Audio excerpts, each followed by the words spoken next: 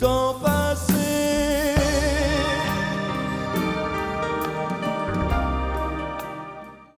Et vous dites l'espace des petits oiseaux, c'est peut-être pour ça, vous dites l'espace des petits oiseaux, le temps de la pendule pourrait devenir des concepts sans contrepartie dans la réalité. C'est-à-dire, si le temps et l'espace sont émergents, s'ils naissent à partir d'un monde qui ne les contient pas, ça veut dire que ce sont des sortes d'illusions pour nous, mais qui n'ont pas de réalité intrinsèque.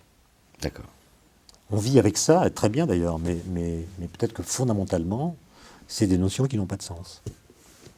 D'accord. Alors Étienne, vous posez cette question, ce qui change, change-t-il vraiment ?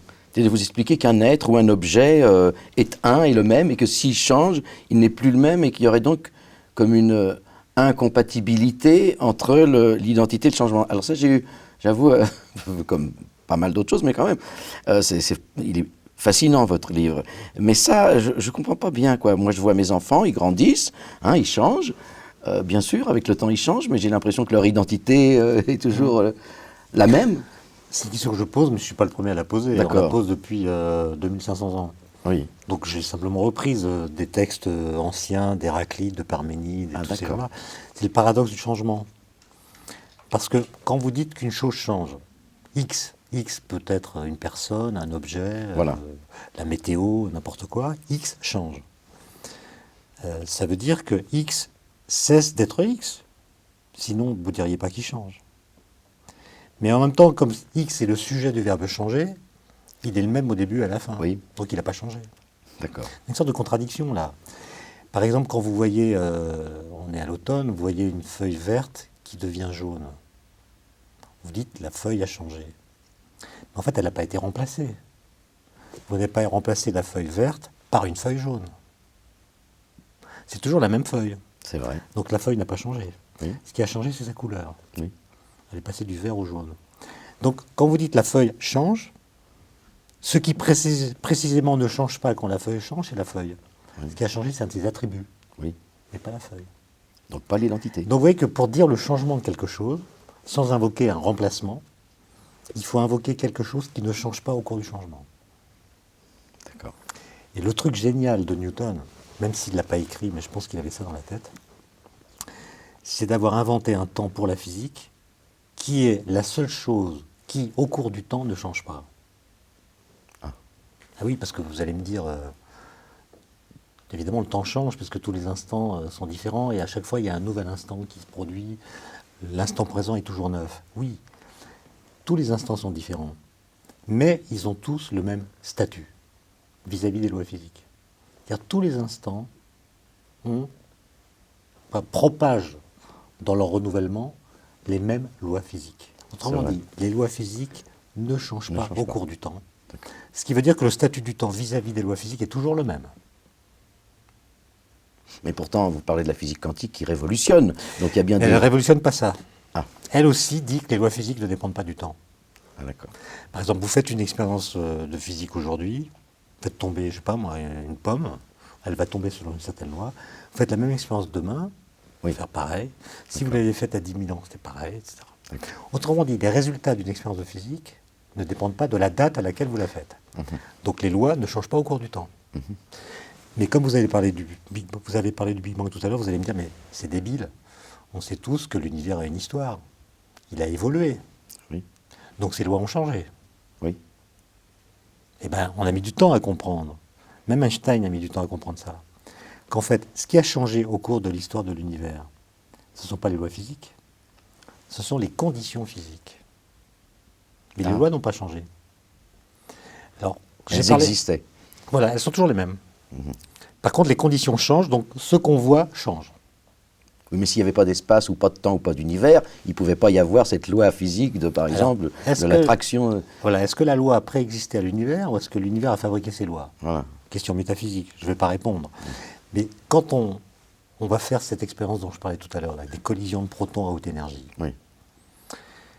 On va recréer dans le présent, donc aujourd'hui, dans un tout petit volume, les conditions physiques de l'univers primordial.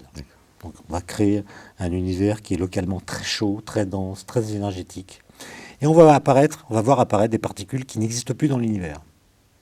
Des quarks top, des bosons de Higgs, des bosons intermédiaires, des trucs comme ça. L'univers est trop froid pour les produire. D'accord. Mais si on chauffe localement le milieu, l'énergie qu'on met dans la collision va pouvoir se matérialiser en particules, E égale mc2. L'énergie du choc devient de la matière. Ah d'accord. Et l'univers va voir apparaître des particules qu'il ne contient plus. Ça va être une cure de jouvence. Et comme les lois physiques n'ont pas changé, ce que nous allons voir comme phénomènes physiques, ce sont ceux qu'il y avait dans l'univers primordial il y a 14 milliards d'années. Vous voyez que là, on ne remonte pas dans le passé. Ce n'est pas une machine à remonter le temps. On recrée. C'est une machine qui recrée dans le présent les conditions physiques du passé. D'accord. Et ça n'est possible que parce qu'il y a ce postulat massif que les lois physiques n'ont pas changé au cours du temps. Enfin, les lois de la nature, parce que les lois physiques ne sont peut-être pas les lois de la nature. Ah. Elles changent, elles. Hein. Newton, c'est pas Einstein. Donc les Oui. lois de notre physique, évidemment, elles changent au cours du temps. Mais les vraies lois physiques, on pense qu'elles ne changent pas. Vous voyez, donc le temps, c'est un truc dont on dit qu'il passe, qu'il change, etc. Oui. Et en réalité, il est la seule chose qui échappe au devenir. C'est-à-dire qu'en passant, le temps ne change pas sa façon d'être le temps. D'accord. C'est quand même incroyable, ça. C'est Alors, vrai. il y a un peintre polonais qui a bien compris ça. Il vit en France, il s'appelle Opalka. Vous savez que dans les années 60, il vivait à Varsovie. Il avait rendez-vous avec sa femme dans un café. Il n'y avait pas de téléphone portable, c'était la belle époque. Et donc, elle n'a pas pu le prévenir qu'elle serait en retard. Donc, il l'a attendu. Et en l'attendant, il a senti la compacité du temps. C'est-à-dire que quand vous désirez un moment du futur, Oui. vous avez beau le désirer très fort, ça ne va pas accélérer son avènement. Il faut attendre. Donc le temps, c'est en cela qu'il est une prison. Il vous emprisonne dans le présent et vous ne pouvez pas choisir librement votre position. Vous ne pouvez pas aller plus vite que la musique. Donc on ne peut pas, on ne pourra jamais, par exemple, voyager dans le temps. On va y venir. Bon, je termine plus tard. parce que c'est D'accord, excusez-moi. en attendant sa femme qu'il a senti cette compacité irréductible du temps et qui s'est mis à peindre les nombres entiers sur des tableaux. Il a commencé en 64, 1, 2, 3, la suite des nombres entiers, hein, sur des tableaux assez grands avec un fond noir et il peint en blanc. Et puis quand il a fini un tableau, il commence un autre tableau en continuant, etc. Et en fait, il peint au cours du temps. D'accord. C'est-à-dire tous les nombres sont différents, de la même façon que dans le temps, tous les instants sont différents, mais ils sont tous équivalents au sens où ils sont tous produits de la même façon. On ajoute 1 au nombre d'avant. Donc ils ont tous le même statut, D'accord. mais ils n'ont pas tous la même valeur. Exactement comme les instants dans le temps. On peut y échapper au temps. On peut échapper à la vieillesse, à la mort. Ça, c'est le sujet du bac de 2006, en philo. C'était « Y a-t-il un sens à vouloir échapper au temps ?» Et on peut. Ça peut avoir du sens. Mais la physique dit « il ne faut pas rêver ». C'est-à-dire l'idée de voyager dans le temps est une idée qui, en physique, n'a pas beaucoup de sens. En tout cas, vous ne pouvez pas voyager dans votre propre temps. Parce que vous savez, on n'est plus chez Newton. Il n'y a plus un temps universel qui est le même pour Oui. tout le monde. Il faut parler du temps en retenant les leçons de la théorie de la relativité, qui dit que vous avez un temps propre, j'ai un temps propre, n'importe qui d'autre a son temps propre, qui lui est propre par définition, c'est le sien.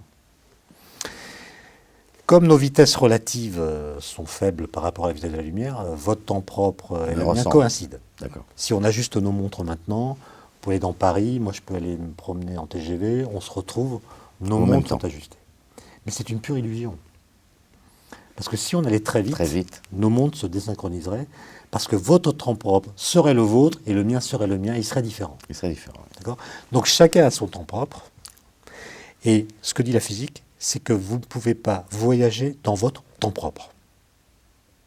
Vous ne pouvez pas retourner dans votre passé. Par contre, moi, je pourrais aller dans votre futur.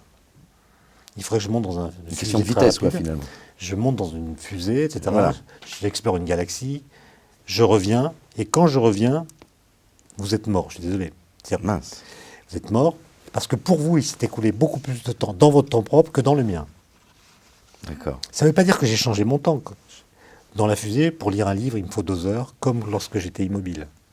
Donc mon temps propre n'a pas changé, mais il s'est décalé par rapport au vôtre. Et réciproquement, si c'est vous qui partez, c'est moi qui serai mort à votre tour.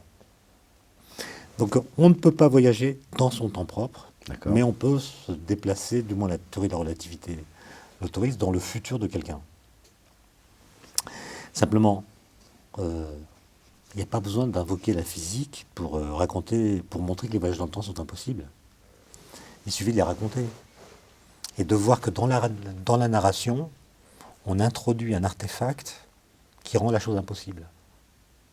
Moi, je me suis amusé, pour écrire les Tactiques de Chronos, à lire tous les bouquins de science-fiction qui racontent des voyages dans le temps, enfin tous ceux que j'ai pu trouver, c'est-à-dire une vingtaine. Le meilleur étant Ripley, un roman américain absolument génial.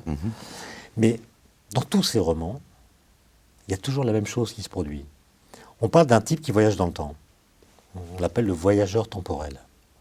Bon. Il a son temps à lui. Oui. Mais comme il voyage dans le temps, son temps à lui se décale du temps de l'univers, du temps cosmologique. Donc, il se déplace avec son temps à lui dans un autre temps que le sien. Donc il y a deux temps. Si on dit qu'il n'y a qu'un seul temps, alors il n'y a plus de voyage dans le temps.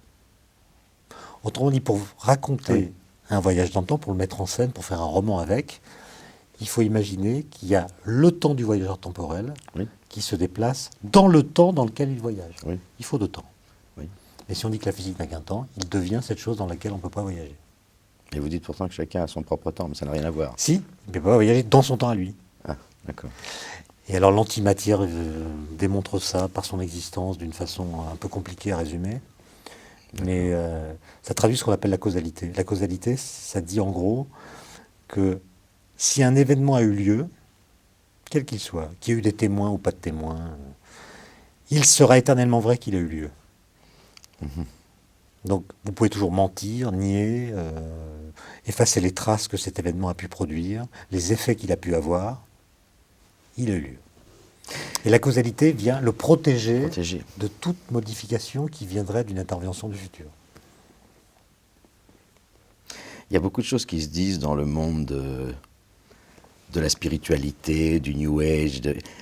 J'ai un ami, par exemple, qui a écrit beaucoup de livres en disant qu'il arrive à sortir de son corps et il dit qu'autour de la Terre, il y a ce qu'il appelle les mémoires akashiques. C'est-à-dire que tout ce qui s'est déroulé dans l'histoire est là, quelque part, comme dans une espèce de bibliothèque, et qui peut aller voir ça, tous ces événements, et s'y replonger. Et il fait ça, et il a écrit beaucoup de livres là-dessus. Il s'appelle Daniel Mauroy-Givaudan. Il y a eu des dizaines de livres là-dessus, sur le fait qu'il arrive à aller dans ces, il appelle ça les mémoires akashiques, où il y aurait comme toute la bibliothèque de tous les événements passés, et peut-être même futurs, ça je ne sais pas, mais en tout cas il parle du passé. Vous croyez à ça, ou bien que c'est une vue de l'esprit? Je n'y crois pas directement, mais on peut traduire ça d'une autre façon qui, elle, me convient, de dire que si la causalité est une bonne loi du monde, ça veut dire qu'il sera éternellement vrai que ce qui a eu lieu.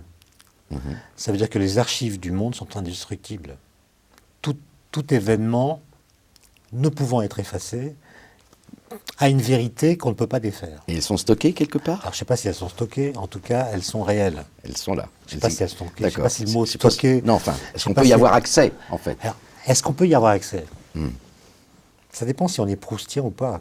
Parce que finalement, on peut dire, le passé, c'est la seule chose qui soit réelle, au sens où on ne peut pas la modifier. On ne peut pas modifier le passé. On peut modifier nos discours sur le passé. Mais le passé en tant que tel, on ne peut pas le modifier. Oui. Et donc, comme il ne peut pas être modifié, on va dire il est réel. C'est ce que dit Proust, en fait. Et par un travail de la mémoire ou un travail d'anamnèse, on peut repenser à ce qui s'est passé d'une façon plus pure que lorsque ça s'est passé. Autrement dit, dans le présent, un souvenir ancien peut être perçu sans être parasité par la gangue contextuelle qui l'enrobait lorsqu'il était présent. Et très longtemps après, on se rend compte qu'à ce moment-là, il s'est produit tel événement décisif dont on n'avait pas perçu la force ou la singularité au moment où il s'était produit parce qu'il était nimbé dans des tas de choses qui l'ont parasité. Ou bien on peut dire, le passé c'est le néant, c'est Fitzgerald. Alors tout instant présent qui devient passé tombe dans le néant. Et le passé, du coup, si on croit à ça, est la chose la plus irréelle qui soit. La seule chose réelle étant le présent. Le temps passé